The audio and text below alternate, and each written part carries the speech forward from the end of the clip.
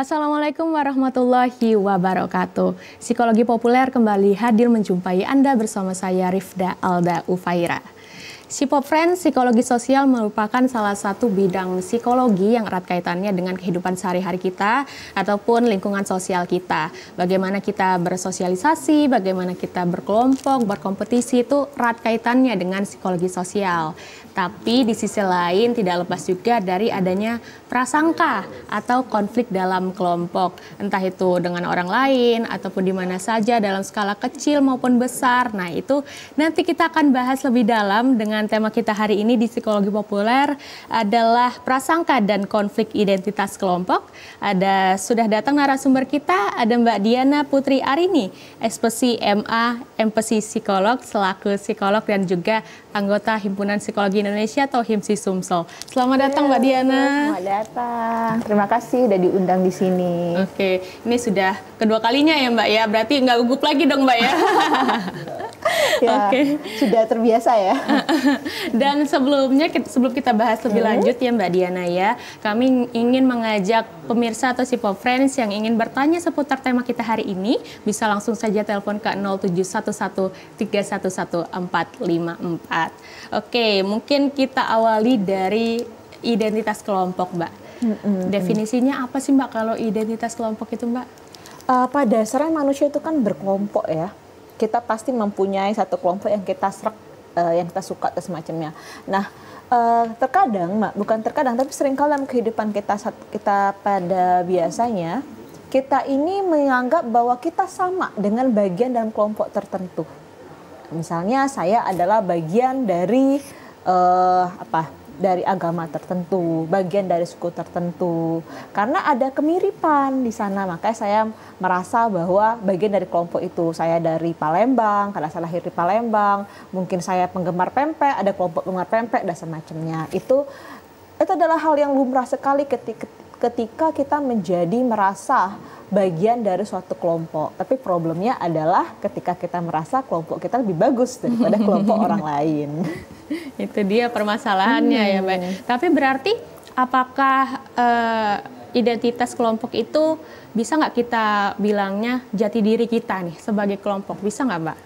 Bisa, karena manusia itu kan yang saya bilang memang suka berkelompok ya. Pada dasarnya itu lumrah sekali dalam kegiatan sosial kita. Tapi pertanyaannya, ketika kita menjadi bagian identitas kelompok, kadang-kadang tuh ada merasa bahwa tanpa kelompok ini aku tidak berarti. Gitu kan ya, sehingga terlalu kuat identitasnya melupakan dirinya pribadi dan bahkan barangkali tadi ada semacam konflik-konflik yang menganggap orang lain di luar dari kelompoknya adalah sesuatu yang salah, sesuatu yang keliru. Berarti maksudnya kadang kita terlalu kuat ya dengan identitas kelompok, makanya kita jadi ikut walaupun nggak tahu benar apa salah ya terkait nilai-nilai kelompok, tapi kita jadi ikut di dalam kelompok itu ya dan meninggalkan diri kita pribadi ya Mbak ya, nilai-nilai dari kita pribadi gitu ya. Idealnya kalau contohnya itu saya penggemar bubur ayam tanpa diaduk gitu kan ya. Ketika lihat ada teman bubur ayam tidak diaduk, makan bubur tidak diaduk, saya marah. Ini bukan bubur ayam ini kan ya. Yang bagus itu tidak diaduk kayak gitu. Itu ya contohnya, salah satu contoh menarik di kehidupan sehari-hari ya Mbak Diana ya. Tapi kalau untuk konflik yang marak-marak belakangan ini nih Mbak, misalnya kayak kita sempat terpecah belah ya di pemilu nih, tapi akhirnya gimana nih sekarang menurut pandangan Mbak Diana sendiri, gimana, apakah itu juga termasuk banyak terkait dengan identitas kelompok atau berbeda nih Mbak? Ketika di tahun 2019 ya, sebelumnya itu terbagilah dua ya kelompok cebong dan kelompok kampret. Itu kan nggak enak banget bahasanya ya. Kalau nggak pilih ini ke cebong, kalau pilih ini kampret. Tapi untungnya terbagilah 3 kelompok nih saat ini. Nah, ketika terbagi 3 kelompok ini, saya melihat ada kelompok yang menganggap bahwa mereka ini adalah kelompok terdidik, terpelajar, cerdas dan semacamnya. Dan ada kelompok yang dianggap SDM rendah. Nah, sampai sekarang walaupun pemilu sudah ketok palu ya, kita sudah mendengar keputusan MK sudah mendengar juga bahwa yang diresmikan itu siapa. Tapi kita lihat di media sosial maaf, itu masih ada kericuhan berhubungan dengan kelompok SDM rendah, kelompok IQ rendah, dengan kelompok yang dianggap ber-IQ atau SDM tinggi. Jadi kalau ada masalah apa, jalan rusak, ya ini gara-gara kalian SDM rendah pilih yang itu. UKT tinggi, ini gara-gara kalian SDM rendah maunya makan gratis. Nah, ini yang sebenarnya kan pemicu ya, sebenarnya ada kelompok-kelompok yang menspreadkan, yang membagi antara kelompok terpelajar dan tidak terpelajar. Menurut saya ini kurang baik ya, karena nantinya perpecahan kita. Pada dasarnya Indonesia itu negaranya multikultural sekali kita ini ya Mbak ya. Kita punya banyak suku, beragam bahasa, agama, terus juga kita juga punya berbagai kelompok-kelompok kecil, sudah suku udah kelompok lagi kan gitu kan ya. Nah, karena kita tuh multikultural, jadi tantangan kita ini waktu merdeka itu founder father kita itu berusaha banget mencari apa sih yang bisa disatukan di negara kita kalau kita adalah bagian dari Indonesia. Nah, masa kita pecah lagi? Padahal sudah banyak perjuangan dari leluhur kita untuk menyatukan. Apalagi mungkin sekarang itu digital sudah semakin maju ya Mbak ya. Kan kita semua SDM itu sudah bisa mengakses digital itu dengan sangat mudah nih. Menurut Mbak Diana, apakah memang digital ini sangat berpengaruh nih terhadap identitas kelompok ataupun ke konflik kelompok nantinya?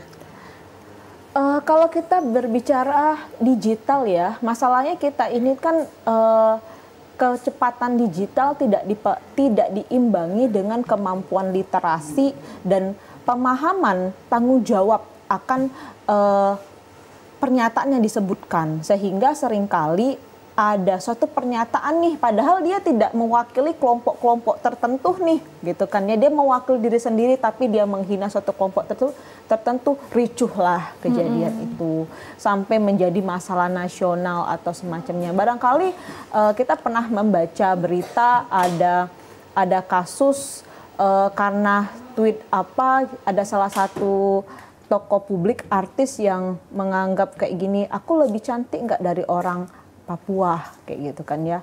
Tersinggunglah orang Papua karena tadi mengkreditkan orang Papua itu tidak lebih cantik daripada orang Jawa atau orang Sumatera. Itu kan seperti itu. Akhirnya jadi kita ricuh, konflik dan semacamnya. Dan itu menurut saya tuh sebenarnya sepele, tetapi karena terlalu membawa banyak nama kelompok, ada suatu identitas yang diagungkan. Dan yang saya tadi bilang sejak awal ya, ketika identitas ini terlalu besar untuk diagungkan, maka tadi kita gampangan hancur karena ini. Oke, jadi memang digital itu berpengaruh ya Mbak ya terhadap identitas kelompok maupun nantinya memicu juga bisa memicu konflik kelompok gitu ya. Oke, terus kita lanjutkan. Kalau selain tadi kan Mbak Diana juga sempat menyinggung tentang multikulturalnya Indonesia. Tapi apakah ada faktor-faktor lain nih Mbak selain budaya berarti ya kalau multikultural itu apakah ada faktor lain yang bisa memicu identitas kelompok itu jadinya konflik gitu Mbak? Identitas kelompok menjadi konflik itu disebabkan karena prasangka. Yang tertinggi itu karena prasangka. Kita punya prasangka negatif atau pandangan negatif ke kelompok tersebut karena tidak mengenal. Satu, tidak mengenal. Kedua, punya pemahaman bahwa kelompok saya atau identitas saya itu jauh lebih baik pada kelompok tertentu. Nah, agama saya lebih baik pada agama tertentu, suku saya lebih baik pada agama tertentu, pada suku tertentu. Akibatnya kan karena pandangan baik itu kan subjektif ya, kita tidak bisa menilai suatu bagus atau tidaknya suatu pandangan kelompok kalau kita memandang dalam kelompok itu sendiri ya. Semua orang akan menganggap ajaran mereka, kelompok mereka itu masing-masing bagus dari sisi pemeluk sama bagi orang yang meyakini. Namun ketika tadi kita mencari perbedaannya, kita menggembor-gemborkan perbedaan tersebut, inilah akan menjadi konflik. Salah satu konfliknya yang bakalan terjadi itu adalah perpecahan kelompok. perpecahan kelompok, yang kedua itu adalah masa disintegrasi bangsa, kita saling membenci. Padahal sebenarnya prasangka itu tuh tidak lahir, kita tidak dilahirkan dari prasangka. Prasangka itu pembelajaran sih, disebabkan karena kita pembelajaran sosial yang keliru. Oke, berarti memang konflik itu dari pembelajaran yang keliru tadi ya Mbak ya, terkait dengan tadi persamaan, terus baru diperlihatkan perbedaan-perbedaan dari suku-suku lain, dari kelompok-kelompok lain gitu, baru jadinya adanya perpecahan atau konflik gitu ya Mbak ya. Oke, kalau untuk pembentukan konflik nih Mbak, ini apakah bisa terjadi secara alamiah atau memang harus dibentuk dulu nih nilai-nilai identitas kelompoknya itu? Saya melihat bahwa konflik itu alamiah sekali ya terjadi ya.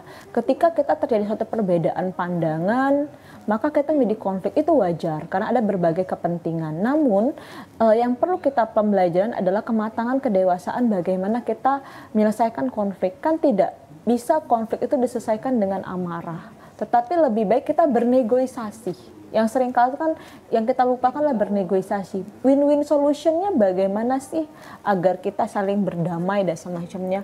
Saya memberikan contoh sebagai paling gampang itu adalah kelompok pemakan tim bubur diaduk dan tim bubur tidak diaduk. Kenapa kita tidak duduk bersama saja makan bubur tanpa mempertanyakan kenapa kamu diaduk dan kenapa kamu tidak diaduk. Kita duduk saja bersama makan bersama. Menurut saya itu jauh lebih baik dan jauh lebih indah. Oke, kalau misalnya kita nih Mbak sebagai misalnya ya contohnya selain bubur diaduk gitu ya, mungkin kalau misalnya siswa di mahasiswa atau di universitas gitu ya, itu bisa dikatakan terbentuk secara alamiah atau karena sosial nih Mbak? Maksudnya siswa, maksudnya gimana? Misalnya mahasiswa itu kan kelompok juga ya Mbak ya, kelompok di universitas. Itu kan apakah bisa dikatakan bahwa mahasiswa itu, kelompok mahasiswa itu terbentuk secara alamiah atau memang secara sosial gitu? Nah, itu kan secara sosial. Misalnya mahasiswa di kampus X dengan logo alma maternya kuning, misalnya. Maka saya adalah bagian logo warna kuning. Kampus berlogo warna kuning. Terus ada yang warna merah, bukan bagian dari saya. Sampai sejauh ini tidak ada masalah kan. Warna merah, kuning, hijau itu kan mengindahkan suasana ya. Tetapi ketika menganggap kami dari kelompok kuning ini lebih baik daripada kelompok coklat karena kampus kami sebenarnya akreditasinya bla bla bla bla bla bla bla bla. Yang kelompok B bilang kami jauh lebih bagus, tidak sebermasalah kampus kalian, gitu kan ya. Ini kan menjadi suatu pertikaian. Sebenarnya konflik dalam kelompok itu ya yang sering terjadi itu karena ada kompetensi, persaingan. Pertanyaannya adalah kita tuh menyaingi apa sih? Mau memenangkan apa sih pertanyaannya? Ada nggak sih yang kita dapat dari saling mengejek satu sama lain, saling mencari celah satu sama lain? Itu tuh kan kalau misalnya ada ya bisa dimenangkan ya bagus ya. Kalau nggak ada kan lucu aja kita itu. Berarti tadi karena adanya persaingan ya Mbak ya bisa memicu konflik. Itu apakah memang karena sudah budaya tadi turun menurun tadi, atau memang karena perkembangan zaman ini adakah hal-hal lain itu Mbak yang bisa memicu persaingan tadi? Apa karena memang misalnya ya sekarang pekerjaan semakin ketat untuk didapatkan gitu ya, ada senggol-senggolan, itu gimana tuh Mbak? Menurut saya alamiah sekali ketika manusia ingin dianggap lebih unggul. Punya kompetensi itu juga alamiah, itu natural sekali manusia mempunyai sifat-sifat seperti itu. Bukan berarti saya mengatakan itu baik atau buruk, karena itu sifat dasar manusia. Tapi yang perlu dipahami adalah bahwa ketika kita menganggap diri kita lebih baik daripada satu kelompok, bukankah itu suatu kesombongan? Nah itu kan, dan apakah itu tidak bisa memicu satu konflik? Nah akibatnya kan konflik yang disebabkan tadi bukannya untuk memecahkan. Konflik itu bukan sebenarnya buruk. Konflik itu ketika ada suatu ketidakseragaman, kita berusaha nih mencari solusinya. Tetapi ketika cara penyelesaian konfliknya kurang baik, kurang oke, maka tadi kita punya prasangka, kelompok ini pasti nggak suka sama aku. Kelompok ini pasti mau menjatuhkan aku, pantas aja mereka kayak gitu, SDM rendah, kayak gitu kan ya. Akibatnya kan kita ada disintegrate, tidak nyambung gitu loh. Ada bagian aku di luar dari kelompok kamu, tidak sama aku di dalam kelompok ini. Akibatnya tadi kita nggak ketemu titik keluarnya penyelesaian masalah. Oke, dari prasangka. Oke, nanti kita akan bahas lebih lanjut mengenai prasangka Mbak Diana ya. Namun setelah jeda berikut ini, tetaplah bersama kami di Psikologi Populer.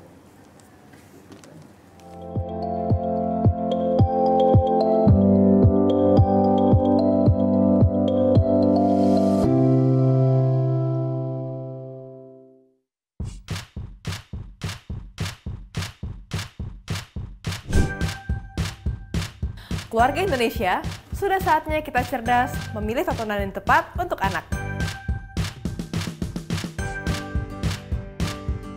Karena tontonan yang ramah anak sangat penting untuk membentuk karakter dan tumbuh kembang anak.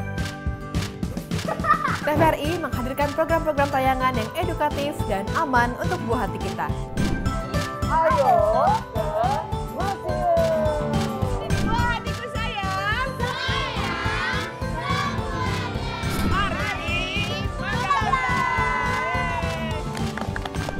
Kami, anak-anak desa, hidup dari lontar.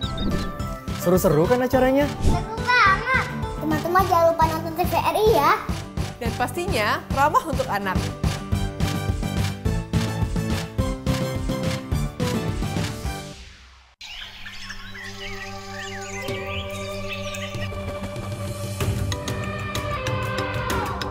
Taman Nasional Waikambas, kawasan konservasi dengan luas sekitar 125.000 hektar, kaya akan satwa liar dan menjadi habitat gajah Sumatera, Elepas maximus sumatranus.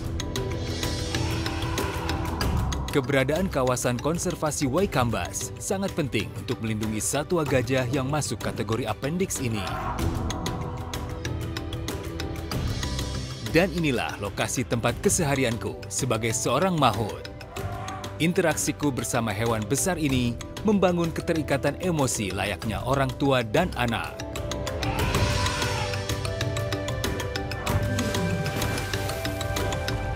Gajah merupakan hewan sosial yang cerdas dan memiliki ingatan yang kuat. Hewan besar berbelalai panjang ini sangat peka dan berkomunikasi melalui sentuhan, penciuman, juga suara.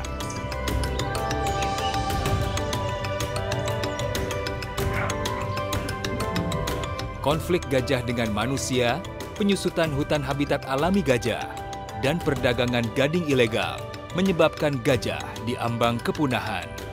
Satu pesanku, hidup berdampingan dengan gajah, cegah kepunahan.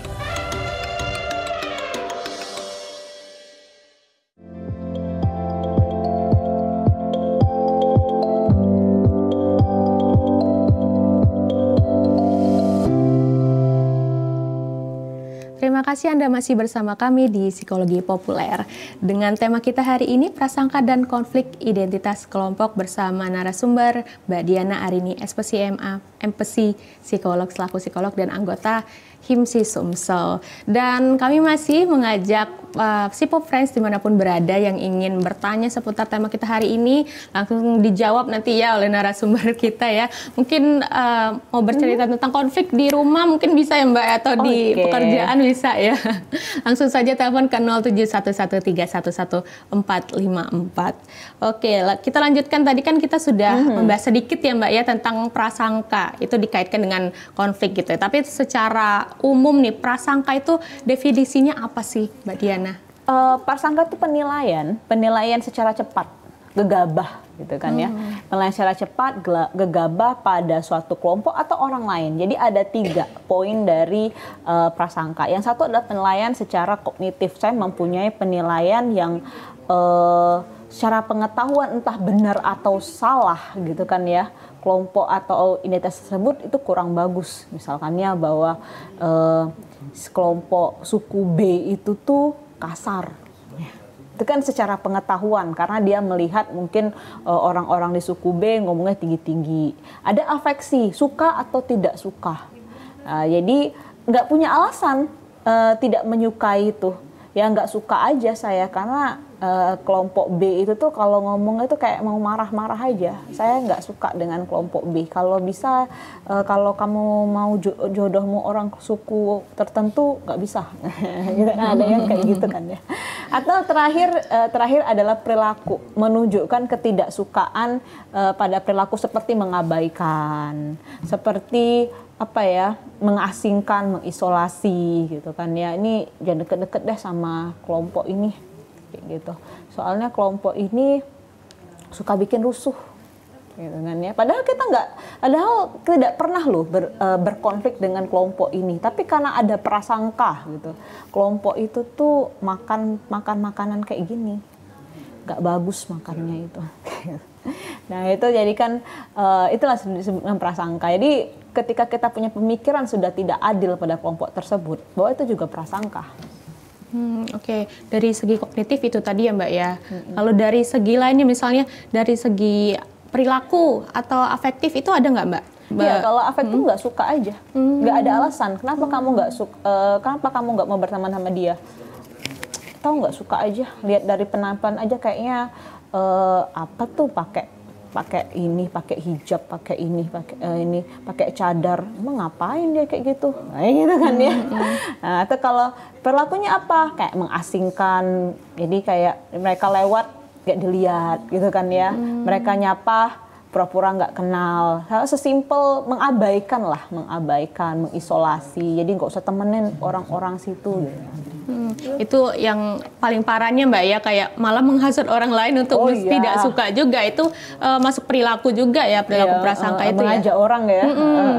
Itu berarti termasuk ya Mbak ya? Betul. Oke. Terus kalau untuk sumber-sumbernya nih Mbak, sumber-sumber yang melatar belakangi atau mungkin bisa dibilang faktor juga ya Mbak ya, faktor yang melatar belakangi timbulnya prasangka nih. Itu apa aja Mbak? Yang pertama adalah kompetensi ya, ada persaingan gitu ya. Pada dasarnya kita mempunyai keinginan untuk unggul pada orang lain, pada kelompok tertentu. Yang kedua tadi ada ketidaktahuan kita, ketidaktahuan karena kita memang tidak mengenal kelompok tersebut sehingga kan ada pandangan bahwa kelompok itu kurang oke, kurang bagus. Kok makannya pakai tangan, kita pakai sendok makan ini, tidak beradab sekali. Gitu kan. Yang ketiga itu bisa juga tadi proses pembelajaran sosial yang salah. Kita diajarkan secara mulut ke mulut bahwa kelompok itu salah, kelompok itu tuh kotor, kelompok itu tuh jelek dan semacamnya. Sehingga tadi penilaian pelan ini ketika kita bertemu nih dengan kelompok tertentu yang dijelaskan itu, oh pasti dia kayak gini, pasti dia kayak gitu, kan generalisasi, disebabkan karena kita mengeneralisasikan kelompok tersebut sudah pasti salah, atau bisa jadi karena underestimate, ada juga karena tadi penilaian ekstrim, merendahkan kelompok tertentu atau meninggikan kelompok tertentu. Saya tuh bukan bersifat rasis ya, tapi kalau di media sosial itu tuh saya melihat ada kecenderungan orang Indonesia tuh hobi banget sih menghina India. Lihat nggak? Iya sih Mbak. Prandidipan, Perindapan gitu. Perindapan. Itu tuh karena berawal dari katanya street foodnya jorok kayak gitu kan ya, cara street food makanan di jalan kaki lima itu jorok, tapi kan nggak semuanya ya, yang kamu nonton itu kan cuma satu dari beberapa ya. Kamu nggak pernah ke India, kamu juga tidak pernah berinteraksi dengan orang India, kok bisa mengeneralisasikan suatu kelompok dan memandang rendah suatu kelompok hanya karena seperti itu. Nah itu karena pengaruh media. Jangan-jangan saya berpikir seperti ini, jangan-jangan kita di Indonesia tuh dianggap kayak gitu juga. Iya, mungkin dari negara maju itu ngeliat orang Indonesia tuh di hutan-hutan, main sama orang hutan. Kamu pernah naik lift nggak? Atau yang kayak gitu. Itu jujur pernah saya alami ketika saya besar dan tumbuh di daerah ya. Ketika saya mainlah ke kota besar, ke Jakarta, jadi ada teman dari Jakarta yang bilang kayak gini, emang di daerahmu ada mall apa? Kamu tuh kan kalau orang daerahmu tuh kan sehari-hari pakai sarung kan, terus pakai kebaya dan belangko. Itu kan saya bengong, masa sih gitu.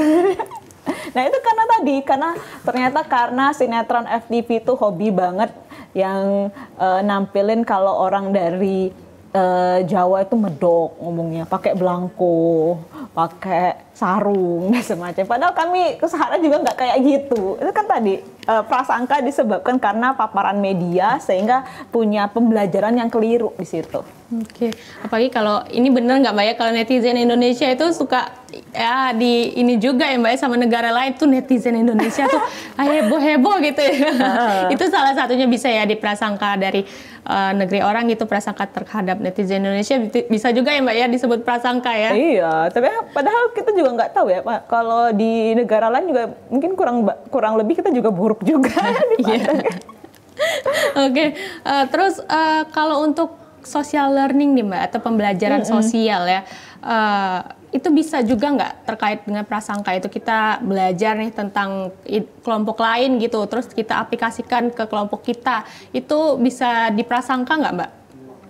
Terkait prasangka nggak? Atau sebenarnya social learning itu nggak berpengaruh gitu? Malah lebih bagusnya ketika kita saling mengenal dengan satu kelompok. Jadi sekarang ini kan Indonesia itu krisis identitas kelompok, karena kita membentuk kelompok-kelompok, lalu ada kelompok yang ekstrem yang saya bilang tadi tuh, bahwa kelompok X lebih bagus pada kelompok Y dan semacamnya. Nah, kalau di tempat saya, kami itu suka mengadakan namanya fellowship ya. Jadi saya ngajar di salah satu kampus yang multikultural banget, yang banyak non-muslimnya, saya minoritas di situ. Nah, jadi kan ada banyak berbagai prasangka. Nanti dari kelompok-kelompok itu, misalnya ada kelompok agama Buddha, Katolik, Kristen, Hindu sama Islam ya, itu saling diskusi. Nanti diskusinya juga lucu, saya mendengarkan ada teman-teman yang kayak gini, kenapa sih kalau bukan pemeluk ya, kayak Bante ya sebutannya itu. Bante itu mungkin kalau kita tuh kayak pendeta Buddha tuh kepalanya botak. Kenapa sih orang Buddha tuh botak-botak? Nah, itu tanya lagi. Yang lain tanya juga, kenapa sih yang Muslim itu perempuannya berkerudung? Kenapa itu ada yang bercadar? Kenapa itu yang laki-laki itu ke masjid tapi yang perempuannya tidak pada hari Jumat? Nah, semacamnya. Nah, itu kan kita kan nggak tahu ya, karena kan kita bukan dalam kelompok tersebut ya. Nah, tapi ketika kita saling bertanya, memahami, oh ternyata ini ya bedanya kelompok ini, kelompok itu. Akhirnya kita saling memahami. Nenek moyang kita tuh kayak gitu dulu, tidak bertanya, maksudnya bukan tidak bertanya, tapi tidak mempertanyakan istilahnya, mengapa kamu berbeda dengan kami, tetapi kita hidup saja bersinergi bareng-bareng, sesimpel itu saja. Tapi kan yang sering kali itu kita menganggap bahwa kamu harus masuk dalam bagian kelompokku karena kelompokku lebih baik pada kelompokku. Akhirnya kan pecahlah, konflik lah semacam. Oke, berarti memang dari nenek buyut memang sudah ada pengaruh itu ya Mbak ya, jadi terpengaruh sampai kita di generasi, sudah ini generasi Z ya Mbak ya, banyak generasi Z juga ya Mbak ya gitu ya. Nggak tahu juga ya, karena kan secara statistik kan kita ini kan memang banyak anak mudanya, karena kan kita kan punya ledakan generasi ya, yang mengakibatkan kelompok usia produktif ini banyak. Itu suatu hal yang bagus banget sih, kelompok usia produktif itu banyak, artinya banyak kelompok pekerja. Kalau di negara-negara maju malah banyak kelompok usia non produktif, lansianya makin banyak karena anak mudanya semakin sedikit. Tetapi sisi lain, prasangka itu tidak hanya pada suatu kelompok saja, tidak satu agama golongan tertentu, tapi ageisme juga ada, berdasarkan usia ya. Prasangka berdasarkan usia, dianggaplah kalau usianya udah 50 tahun ke atas, gaptek lah. Ada semacamnya. Berarti memang ada misalnya terkait gender, prasangka gender ya Mbak ya, ada juga ageisme atau yang tadi orang lebih tua, ataupun juga rasial atau yang ras tadi ya Mbak ya Kalau berarti ras ya. itu kan suku-suku ya. Ras atau suku-suku gitu ya. Oke, nanti kita akan bahas lebih lanjut lagi ya Mbak Diana ya. Namun setelah jeda berikut ini, tetaplah bersama kami dalam Psikologi Populer.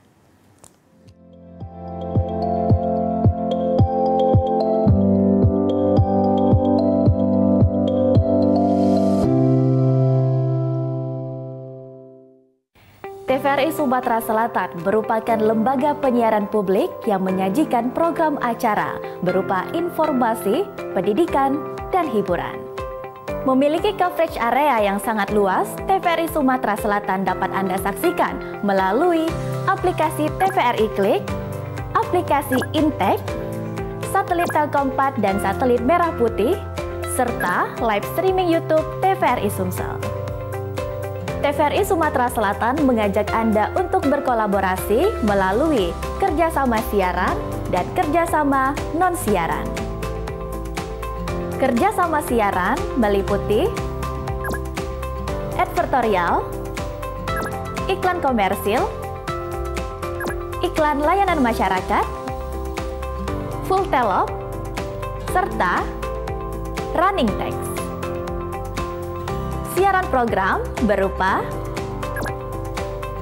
talk show, feature, budaya, dan hiburan musik. Kerjasama non-siaran meliputi MOOCs untuk siaran digital. Bagi Anda yang ingin bekerja sama, silakan hubungi bagian pengembangan usaha dan promo TVRI Sumatera Selatan.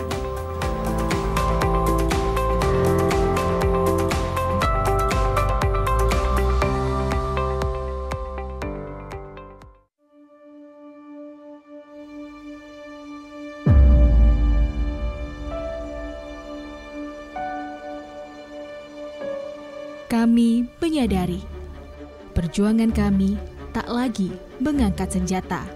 Daratnya turun, gitu ya. Melainkan tentang bagaimana meneruskan cita-cita bangsa, menciptakan generasi cerdas yang bermartabat. Kami yakin semua bisa dicapai. Berinovasi menjadi solusi. Karena masa depan bangsa ini diciptakan oleh apa yang dikerjakan hari ini, bukan esok hari.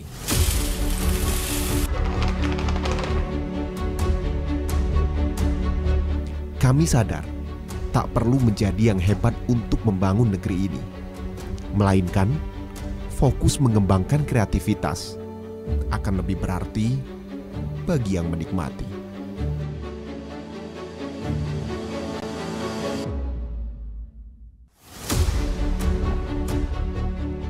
Terkadang, realita tidak semudah yang dibayangkan.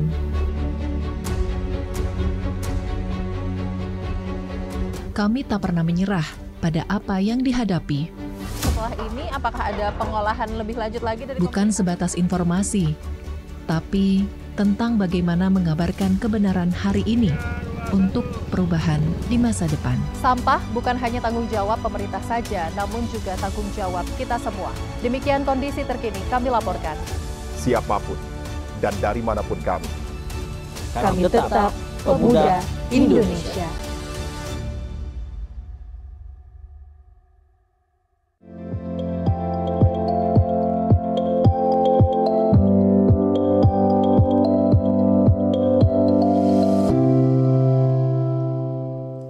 Terima kasih Anda masih bersama kami dalam Psikologi Populer, dan Psipop yang masih ingin bergabung bersama kami, ingin telepon, yang ingin bertanya seputar tema kita hari ini, prasangka dan konflik identitas kelompok, bisa langsung saja telepon ke 0711311454. Nanti akan dijawab dengan narasumber kita ya hari ini. Ada Mbak Diana Arini, SPSI-MA, MPSI Psikolog, selaku psikolog dan juga anggota Himpunan Psikologi Indonesia atau HIMSI ya Mbak ya? Iya. Betul ya.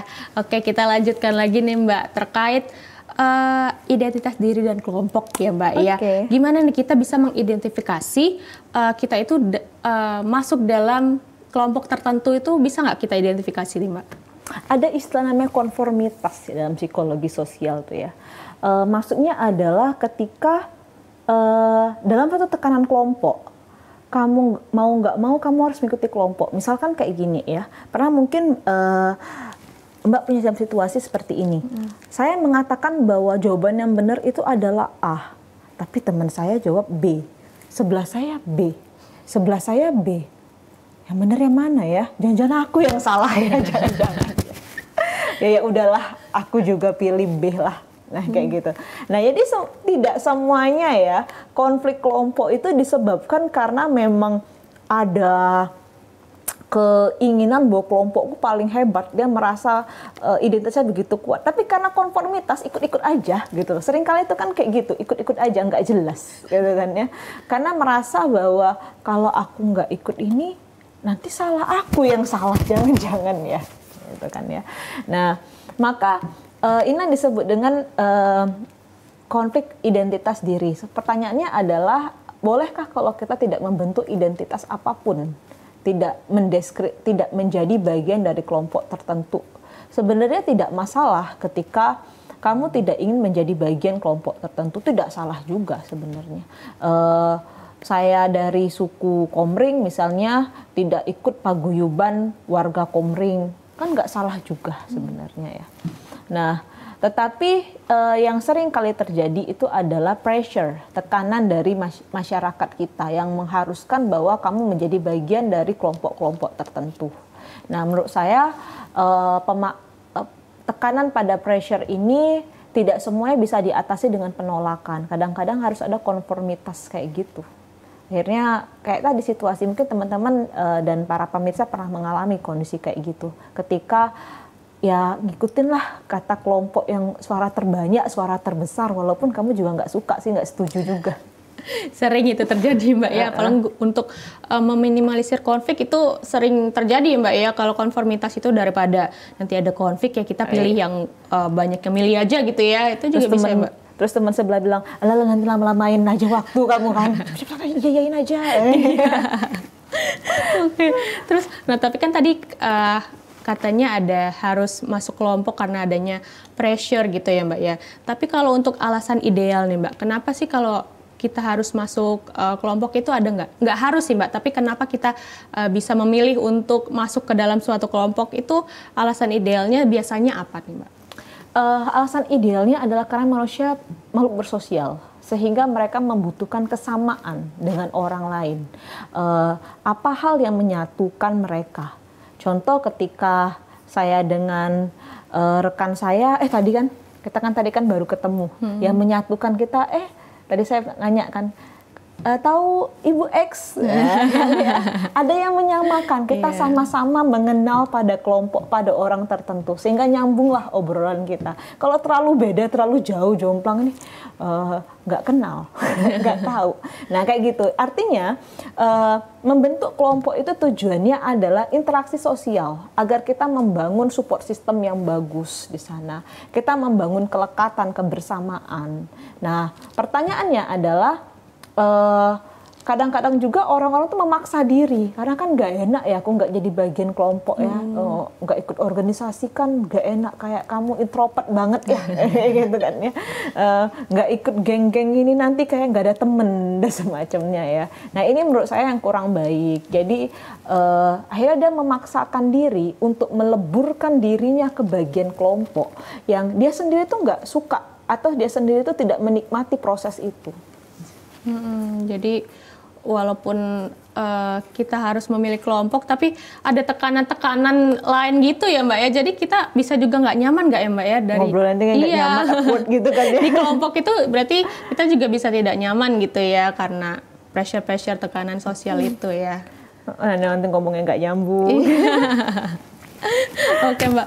Nah kalau untuk tadi kan ngomongin kelompok ya Mbak ya. Tapi kalau perbedaan dari konflik diri ya, diri sama kelompok itu ada perbedaan nggak sih Mbak? Atau contohnya seperti apa nih perbedaan antara konflik diri sama kelompok?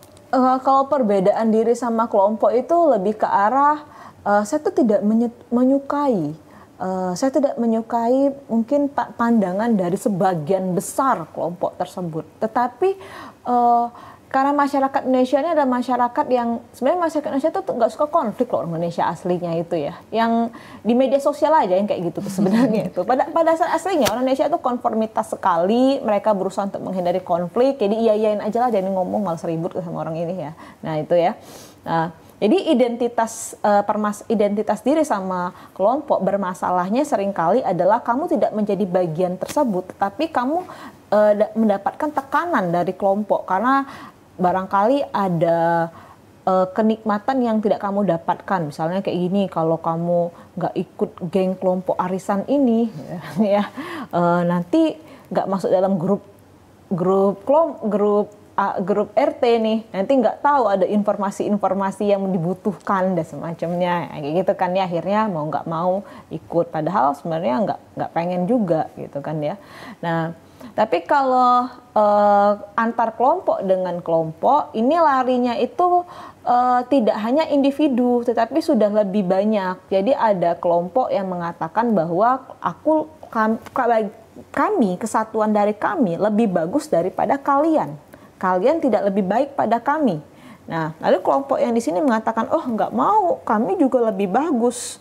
Kami juga ingin diprioritaskan, kami juga ingin didahulukan. Nah, kepentingan antar dua kelompok ini tidak imbang. Nah, pemenangnya itu nanti siapa yang paling kuat aja. Jadi kayak hukum rimba kita di sana.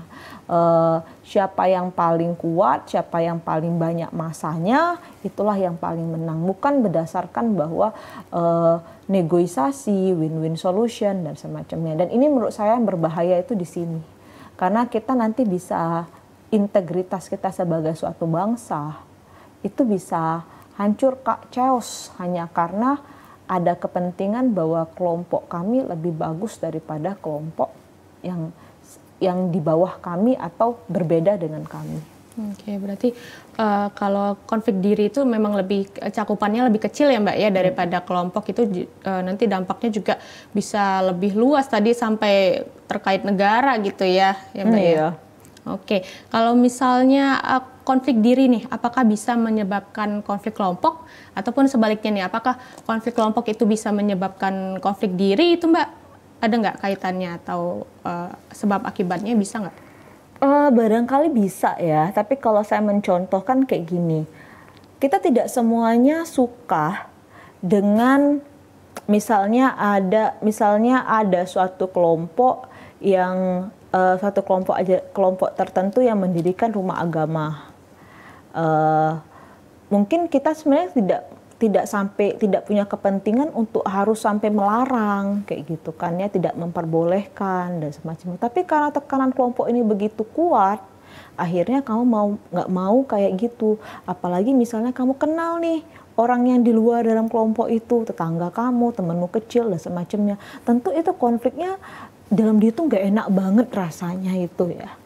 Nah, ini yang perlu kita sadari juga. Bukan berarti kelompok itu salah, tetapi kita juga harus mempertimbangkan nilai-nilai humanis, nilai-nilai kemanusiaan. Menurut saya, nilai-nilai kemanusiaan itu di atas segalanya dan di atas juga kelompok. Karena kita tidak bisa menganggap diri kita lebih baik pada kelompok tertentu. Tidak ada yang lebih baik karena pada dasarnya kita sama-sama manusia.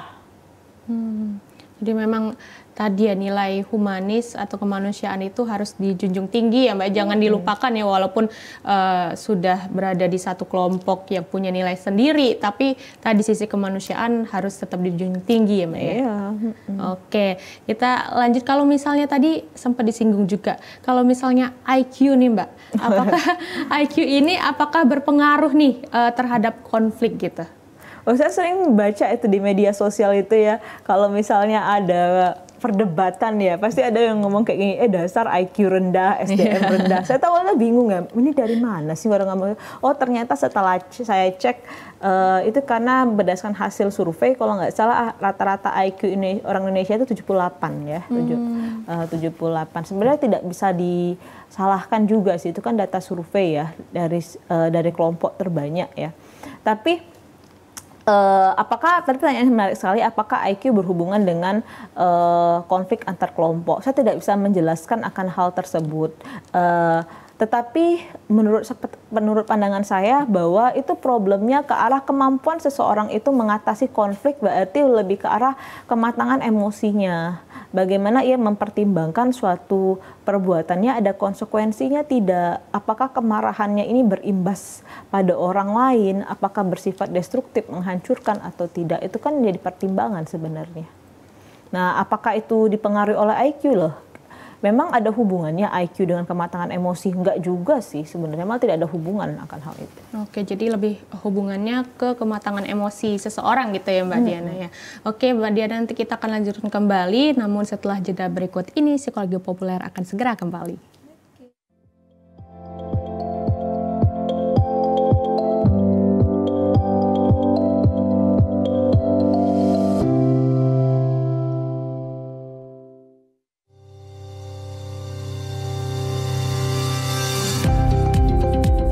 TVRI Sumatera Selatan merupakan bagian dari Lembaga Penyiaran Publik TVRI Media Pemersatu Bangsa. Kami siap untuk menjadi yang terdepan dalam teknologi penyiaran digital, mewujudkan konvergensi media dalam bentuk layanan multiplatform.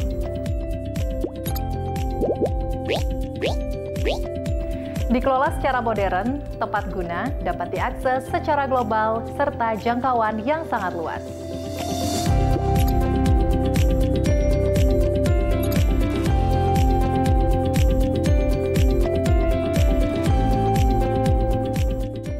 TVRI Sumatera Selatan hadir dengan tayangan bermutu, mencerahkan, serta syarat dengan kearifan lokal.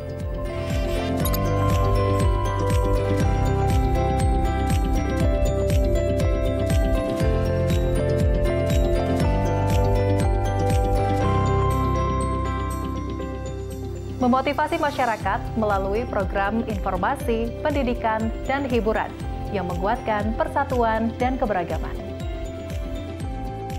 Sebagai Satker PNBP, pendapatan negara bukan pajak, TVRI Sumatera Selatan siap bekerja sama dengan siapa saja. Kami akan menjadi mitra terbaik Anda dalam kerjasama program acara, liputan publikasi, dan promosi. TVRI, Media Pemersatu Bangsa.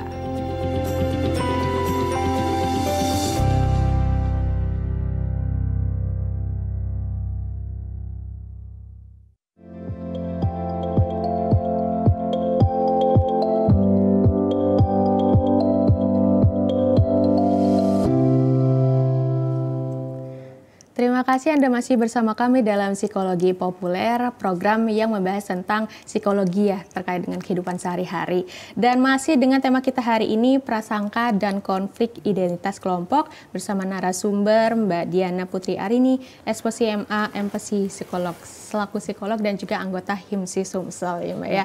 Oke. Di segmen terakhir ini Mbak, kita mungkin langsung tanya aja ya, bagaimana nih mengatasi konflik? Oke. Nah, cara mengatasi konflik ya. Saya setuju bahwa konflik jangan dipendem, Mbak. Kalau kita pandemi itu tuh mendiamkan, kan ada kan orang kayak gitu, nanti biarlah waktu yang berlalu ya. Tapi kan ujung-ujungnya itu kan mangkelnya lama, nanti ada eskalasi kemarahan, nanti meledak suatu waktu. Jadi dia mengumbar aib-aib terdahulu, kesalahan terdahulu. Nah, bagaimana cara menyelesaikan konflik yang baik itu adalah satu, diselesaikan. Caranya apa? Bernegosiasi. Kita belajar nih. Saya tidak suka cara Anda seperti ini, baik dengan individu, person to person, orang satu orang, ataupun dengan satu kelompok. Jadi kita negosiasi apa yang tidak kamu sukai dan usulan atau tawaran apa dalam rangka untuk mengatasi hal tersebut. Nah yang kedua, kalau jalur negosiasi nggak bisa, pakai jalur kedua, yaitu jalur mediasi.